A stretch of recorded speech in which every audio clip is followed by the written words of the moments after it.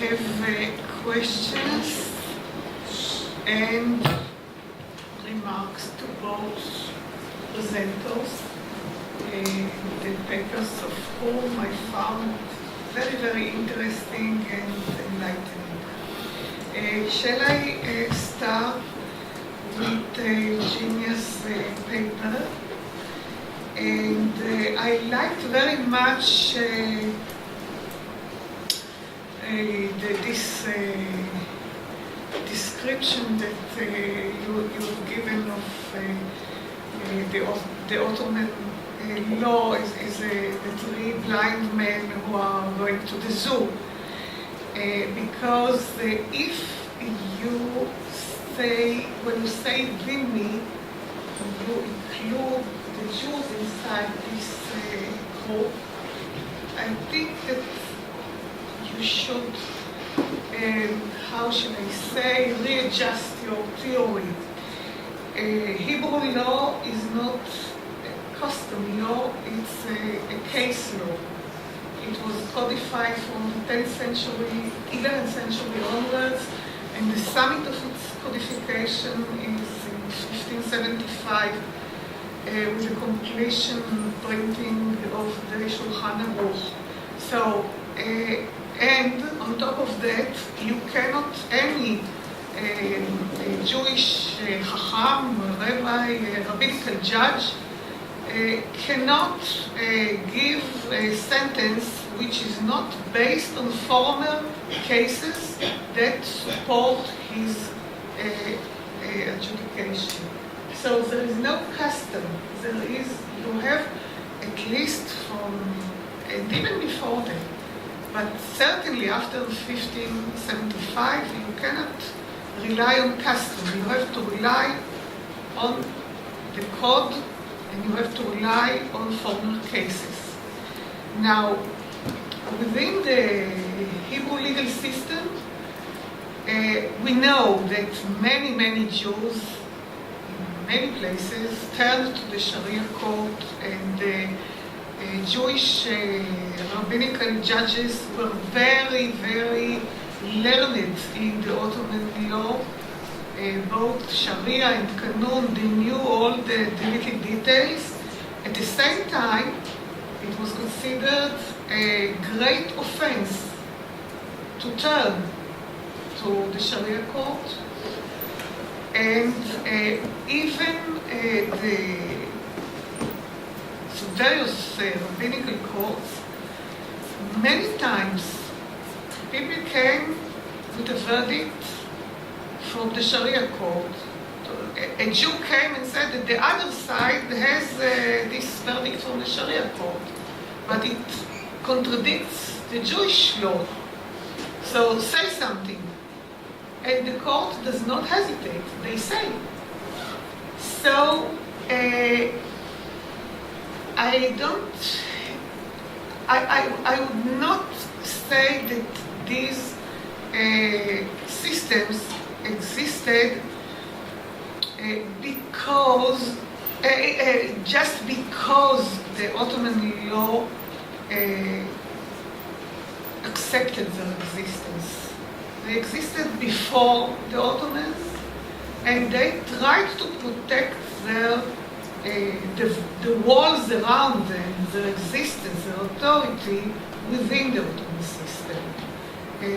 When they felt that it is needed, they disobeyed, and they risked their lives and their freedom to do that. So the elephant and the trunk and the ears are very much in place here. And I will be very content to hear your reaction. As to, yes. Not correction. I did not say correction, I said reaction. To Avi Rubin's paper, I've written the paper called the Hamidian Era Through Jewish Lens, and a great part of it is dedicated to the, not to the Yildiz trial, but to this fantastic story about the position of Abdulaziz and the murder slash suicide and what happened afterwards, etc., etc. They are very, very cautious. They are telling, they are telling the things in a very flat manner. But as I was studying the material, I found a quotation which might be, you can believe it or not, but Charles Leclerc, who was in Istanbul at this point, claimed that Abraham de Castro, and I came to this note because I was interested in Abraham de Castro, was a close friend of his, and he was one of the 10 doctors, so I don't remember how many, who checked the corpse, etc. And he said that they signed a document attributing the death to violence. He received a phone call the following day from Yildiz Palace, reproaching him for his temerity in doing so and for generating confusion and insecurity in the country. And you forgot to mention that besides Abdulaziz, also his favorite concubine, Mehri Sultan, and her child were also found, I would say, slashed a bit, dead at least.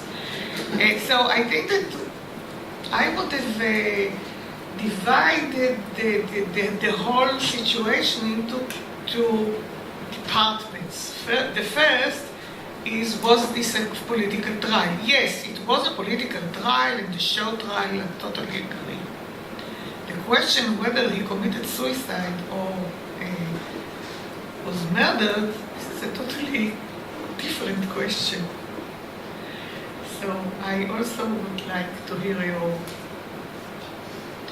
comments about it. So my question is to Ginio. I have a question, a comment to Avi, but I don't think we have enough time. I'm interested in this story that you are telling as a story of evidentiary, and if you can situate the story in the growing reliance on communities as self-testifying, as responsible for testifying for the behaviors of the community. You can see it across the board, especially in the 18th century, the greater reliance on tawatur, on the adeti mustamire. And that's it really challenges the perceptions we have of evidentiary procedures. And it's one of the questions is it a higher, do they raise the bar, or is it actually lowering the bar? But there is it's interesting to see that suddenly questions of and you may actually see it starting from the 16th century, where the community is used also in the phenomenon that hate study. But in the 17th and the 18th century, there seems to be a greater reliance on communities to provide testimony about all kind of issues, especially behavior of people.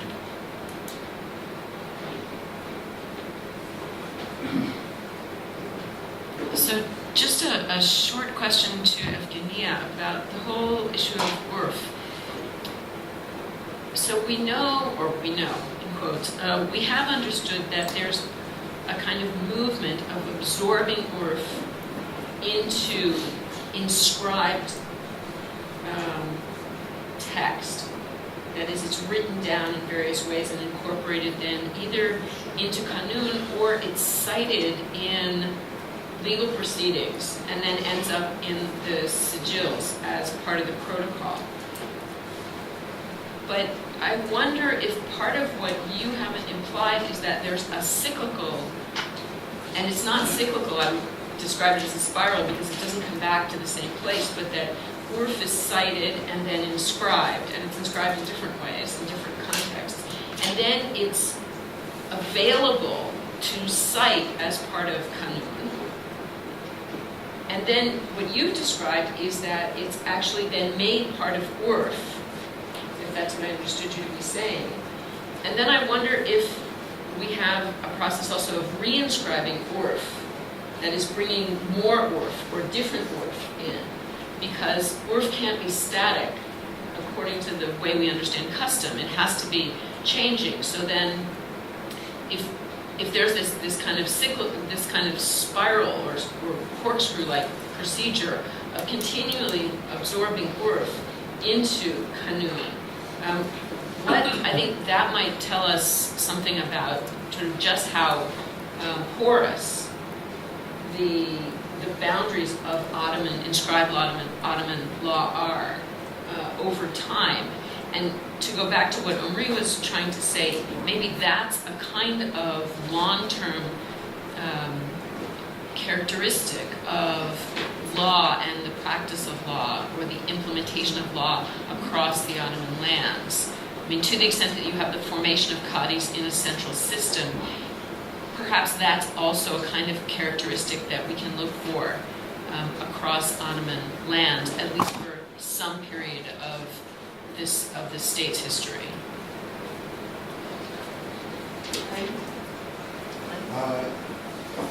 Just a short remark about take your thoughts.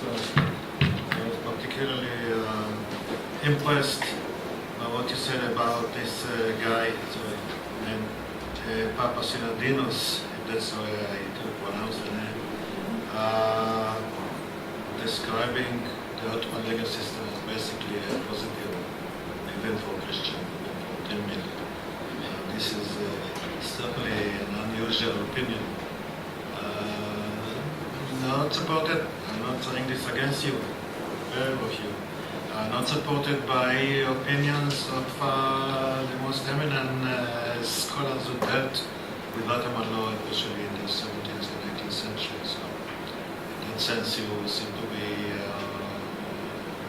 in a rather deep solitude, so to speak. I wonder if you could comment on this. Okay, thank you. Louise? To Evgenia. First of all, it's really great to hear all these details about the context of specific communities and the way they handle all these issues, which is very rare. And so I congratulate you for that. And I want to ask you about maybe 3 issues in your talk. One, you mentioned somewhere there the question of equality of law or under the law. And I think it's a bit anachronistic because this was not. Yeah. Okay. The other thing is, of course, the issue of codifying materials. Never mind if it's customary or whatever, but it's not. I don't think codifying is really the right term. I would say compiling, maybe. The third issue, this is really intriguing. I think is we hear from scholars, different scholars of different communities all over the Ottoman Empire during the before the 19th century, basically. About the specific context, of course, of community life and dealing with these issues, the same kind of issues, where the state, as we know it later on during the 19th century, is not there. So in what way would you say this is Orthodox Christian community or just a community. In that, I mean, Ottoman community. What makes it different in that sense?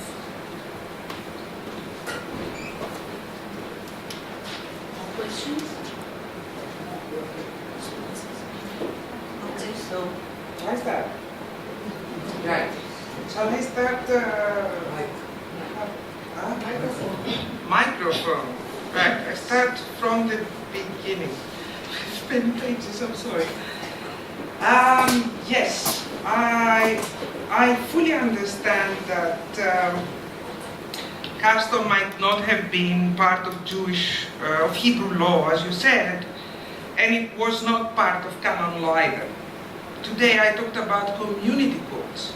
I talked about the set of their rules. I did not talk about canon law. Because if I had talked about canon law, I would have said that they are using, and they claim to be using, Byzantine corpus of law. But when you look into, I must have looked into more than 20 copies of Nomocanon of Malaxos from the 16th century onward, codified, compiled, written, copied, this is the word, copied, in a variety of different centuries, in different places, and I see canon law developing there, locally. See what I mean? So, the compiler, there is the body of law there, and the body of law says, you're supposed to marry this way. And then it has a footnote, oops, we have Kepinion. So Christians are marrying their wives, and then they have an extra wife they get married to in the Catholic. What do we do with them? What do we do with their children? Are they bastards? Big legal problems the canon law has to face, and we see the law developing vis-a-vis the societal needs they are faced with. This is what I mean when I say that even the most sacred of sacreds, which is canon law, would develop vis-a-vis all this, and the same applies to what they do about people who have decided to become Muslims and then come back to Christianity again. If you look into the old canon books, you will find out that they are never accepted back into church.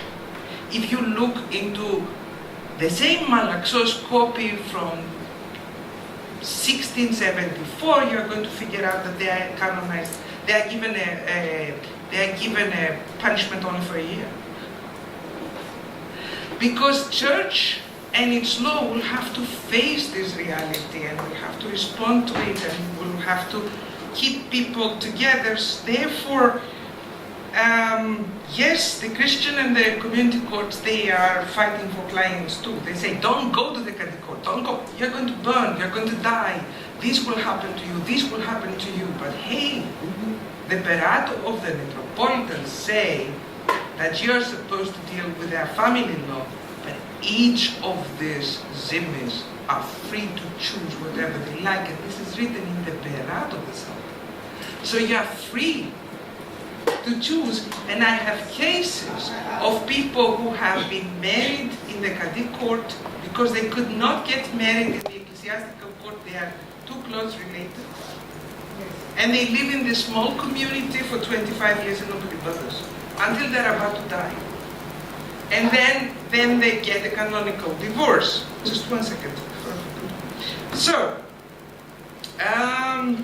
as to the hujjats from the Kadi that the court does hesitate to accept or not accept, again, this has to do with each one of the cases you are looking into.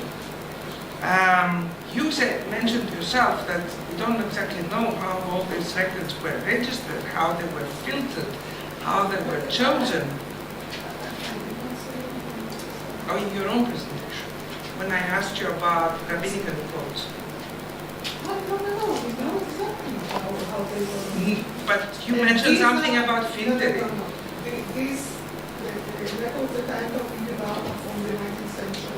Right. And we know exactly how they were written. But what I wanted to say is that my records are filtered too.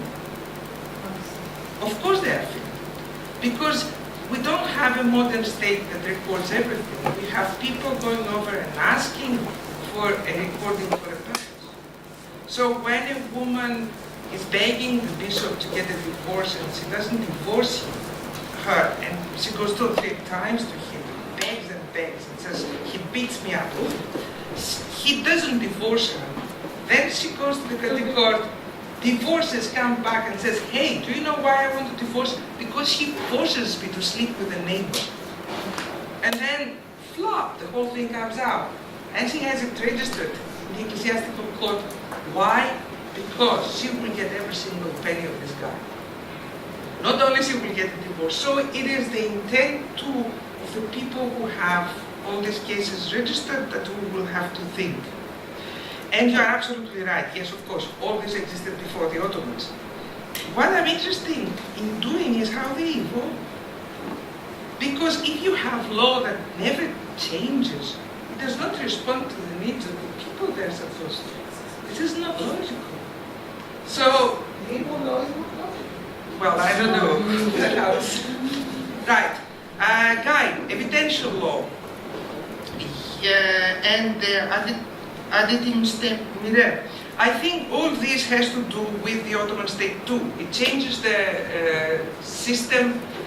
They collect taxes, their view about communities. They allow communities more representation, and this is why you have new procedures like the facade, the site-level facade that allows communities to get rid of people. Aiming, yes, Urf is dynamic and encompasses everything. This is why they have the same word for sultanic justice and for customary law. It's not accidental. It's not that they come from another word. But, and this relates to Professor Gerber's question, Papasynadinos is not writing a eulogy to Ottoman justice. He trusts the justice of the Sultan. He believes in the circle of justice. So he knows that when he has problems with the local representatives, Muslim and Christian alike, he can go to the Sultan and he will find justice. And this is what he calls the Sharia of the Sultan. He uses this word in a document that was not meant to be read. There are only 2 copies, But he deeply believed, not only believed in that, but he took trips representing his community to go to Istanbul and reduce taxes because he deeply believed that this happens. It's not going on like that beautifully throughout, and I'm not painting this picture. I'm just saying that sometimes things that we historians think that they were made only for intellectuals, like the circle of justice, actually meant something for the people who were living at the time. If you consider that propaganda was successful, this is what I mean.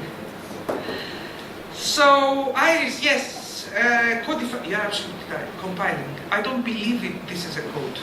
I don't believe this is a code. I never thought that this is a code. This is just a compilation for certain needs and uses, and that's why it evolves too. What is this Ottoman community? Well, this is a very big question for me to answer. I'm too little to be able to answer this question. Honestly, what is this Ottoman community? I will tell you that this Ottoman community is what the Kadizadelis hated. They were the people that had the same customs, that they were sharing a lot of things of their cultures, and they were asking fatwas about it.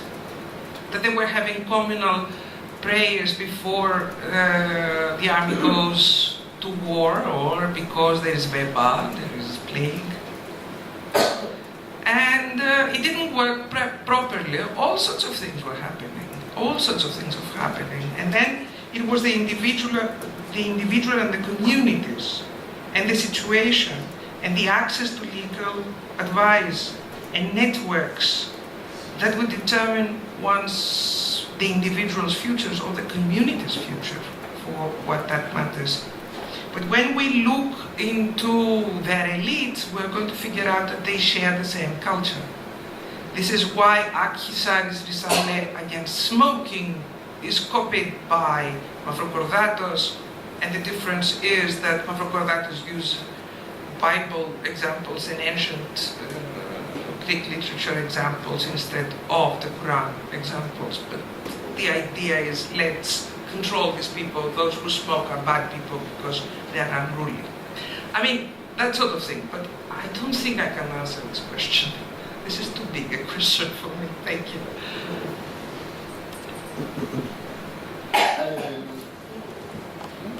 Question to refer to something fairly easy. Yeah, Nina, it's, of course, I mean, the question, the suicide or murder question, that's a major point in my book that I'm trying to make is that I don't go into that, because from my perspective, I mean, of course, it's interesting, and in Turkish media, as I said, every now and then people deal with it, and of course it's very sexy, it's much sexier than procedures and codes and the stuff that I do. Still, I'm much more interested in the social legal aspects, and I don't think that I have enough evidence to allow me to answer the question whether he killed himself or there was a suicide,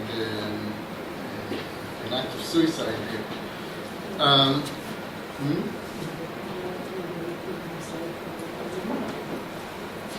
Yeah. Question? No, I just said whether it You was said a I'm suicide or hungry. killing You said I was just said that. Yeah. So I'm not saying it's not interesting. It is interesting, but from the perspective of the question that I'm interested in, Yes, it's another issue. It's the Shulchan Aruch again. I think it pops up every now and then. I don't think, and I know that in Jewish studies people talk about Shulchan Aruch and Yosef Karo as a codifier and Shulchan Aruch as a codification. I don't think it's a code. I think it's a misuse of the term code. Codification itself is a mid-19th century word. It was coined by Jerry Bentham in the context of the discussion and the debate whether to adopt codification or not. And in many senses, Shulchan Aruch even doesn't look like a code. I mean, the fact that it is formulated in a certain way. So I think there is, and it's not a semantic debate, because it's the whole idea about how you understand codification. Of course, the fact that it was not an act of the state makes the whole difference. No, From I do not agree with That's, I don't agree with you. The fact that I used the word code, which was invented in the 19th century, does not make it less than a code. And the fact that it was not done by a state also does not minimize its meaning. It was exercised all over the Jewish diaspora. This unified the whole Right. diaspora. Right. Nobody dared give a verdict opposing this code, although there was no state behind it. yeah. It's well, there is a whole discussion and a whole debate, and we don't have to agree about the meaning of codes. But I think, of course, there's the question of enforcement. How do you enforce decisions? So excommunication is one way of doing it, but the fact that you have police at your hand and you have gendarmerie at your hand. This is I a whole different story. Yeah, How do you sure. enforce it? But it's Take really, the emancipation thing. yeah.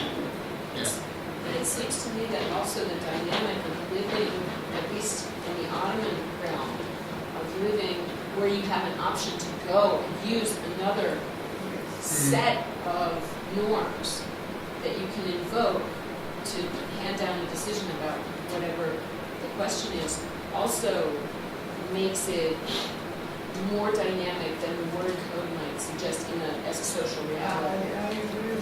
Yeah, I agree. And here also, I think we can connect to Evgenia's point, and I thought you'll say it, but you didn't. You were very kind. You should appreciate that, because Omri wrote a terrific piece on the change of the Ottoman state in the 19th century from a reactive state to an activist state, and this makes the nature of criminal law. I mean, criminal law in the 19th century is so much different than earlier versions because it is embedded in an activist state who before didn't care much. I mean, people could kill each other, and it's okay. I mean, figure it out unless it is sul, and unless it becomes fasad, which itself, I don't know what fasad means. So many. When you kill your mother, you are not a fasad. You have to go over and say something to the leaders. Right. Right. So the whole concept of criminal law is so much different in the 19th century. Gradually, there's another thing that in say Shulchan Aruch or pre-modern laws, usually they start with a case,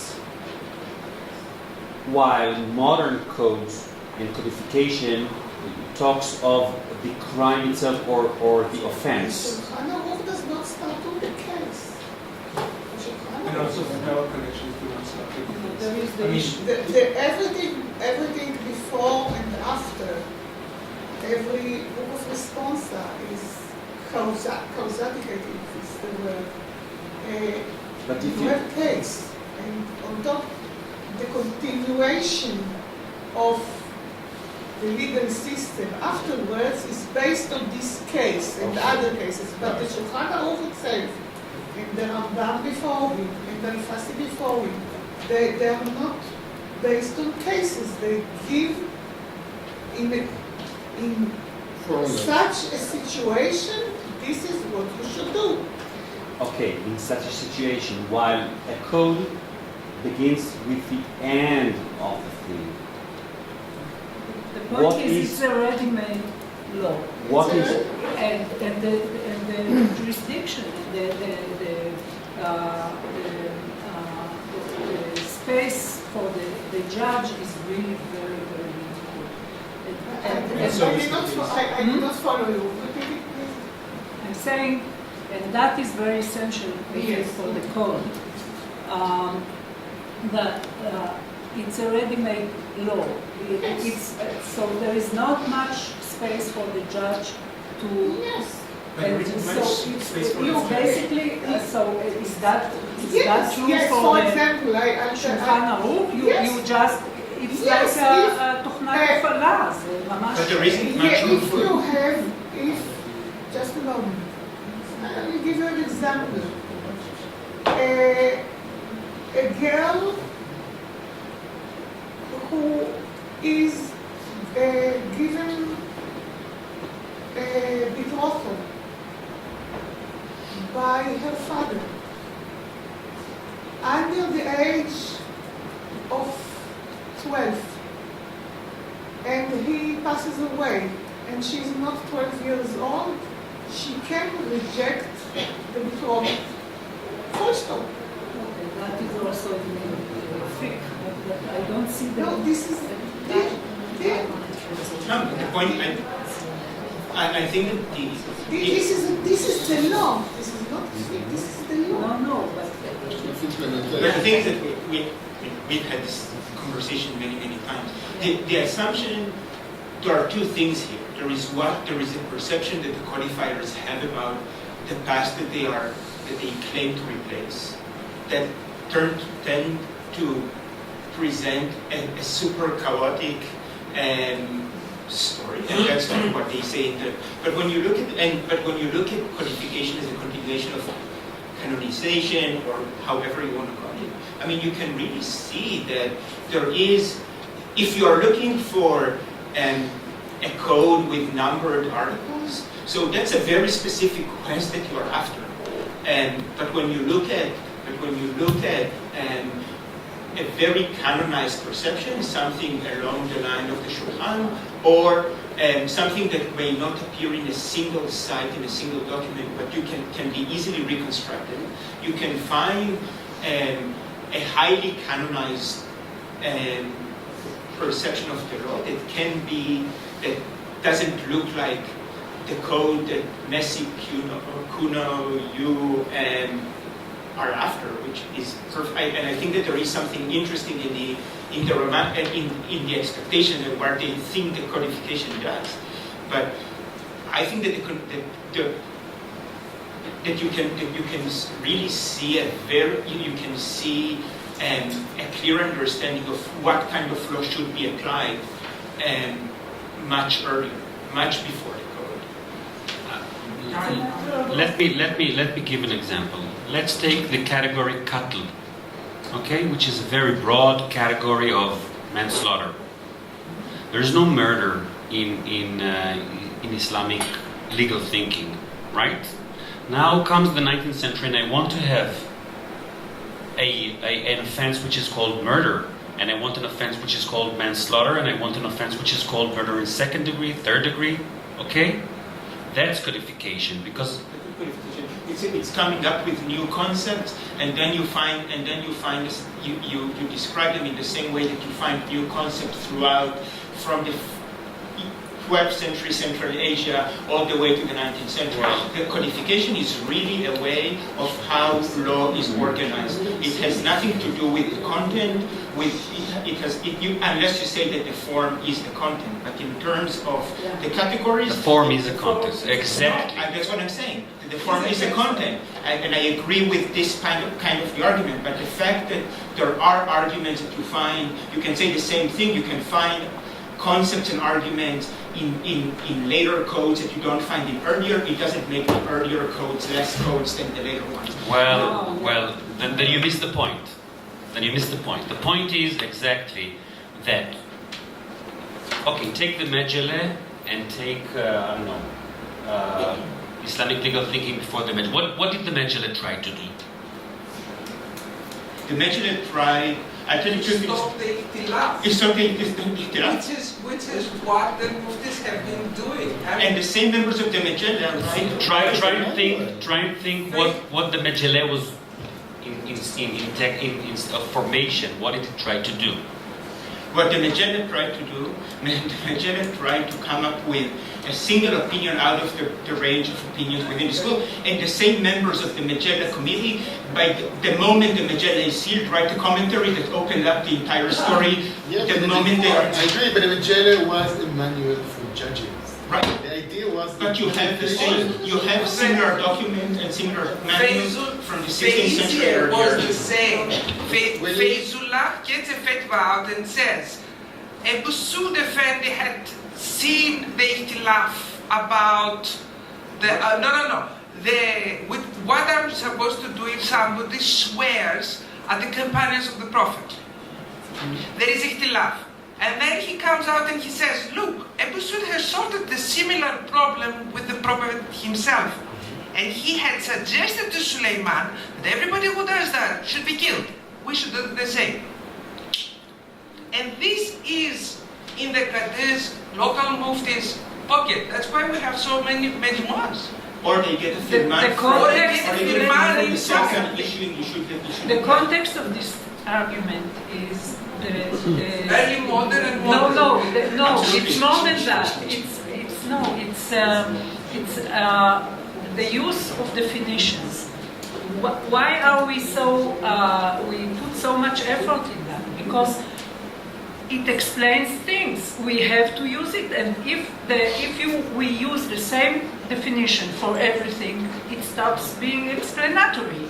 It loses its explanatory power, and that's exactly what happens here. There is something very important about understanding what modern codes are, and I mean, codes are modern. That is something that is important, and the importance lies also in the state, but also in the the state that is behind the scene, which the state was not so much interested in all these things before. And when you have situations where you go to interpreters who will go to all sorts of a large pool of interpretations possible to the same situation. This is not a code. Even if you compile all these, if you compile them together, it doesn't make them a code. A code is like algorithm almost. And this is very important. Miriam is very anxious because the food is getting cold. The discussion is very interesting. I also have to say about